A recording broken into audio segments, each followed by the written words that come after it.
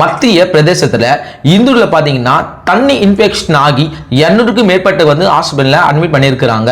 30 மேற்பட்டு பாத்தீங்கன்னா ஐசியூல தீவிர சிகிச்சை பிரிவுல சிகிச்சை பெற்று வந்துட்டு இருக்காங்க. இதுல 10 பேரும் இறந்தும் இருக்கிறாங்க. ஒரு 5 மாச குழந்தை அந்த தண்ணியை குடிச்சு இப்ப இறந்தும் போயிருக்கிறது. இந்தியாவில தூய்மையான நகரப்பட்டியல இந்த இந்தூர் இருக்கு. இந்த இடத்துல பாத்தீங்கன்னா கடந்த நாட்களாகவே அங்க தண்ணி இன்ஃபெக்ஷன் ஆகி இருக்கு.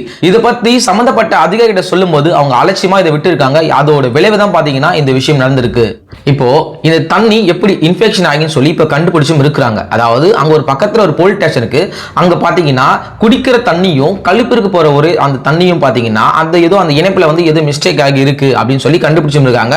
அந்த விஷயம் தான் பாத்தீங்கன்னா அந்த பகுதி மக்கள் புகார் தெரிவிச்சிருக்காங்க. ஆனா அந்த புகாரை யாரும் சரியா ரெஸ்பான்ஸ் பண்ணவே இல்லை. இதுக்கு யார் பொறுப்பு? சம்பந்தப்பட்ட அதிகாரி கிட்ட ஒரு பத்திரிகையில போய் கேள்வி கேட்கிறார். என்ன சார் இப்படி ஆயிடுச்சுன்னு சொல்லி கேட்டா அவர் என்ன சொல்றாருன்னா, அந்த அரசியல் அதிகாரி எப்பா நீ பைத்தியக்காரமே பேசாத, நான்சன் மேல பேசாத, நீ ஒழுங்கா போ அப்படின்னு சொல்லி ஒரு மாதிரி மிரட்ட தண்ணியில் வரும் பேசி இருக்கிறாரு.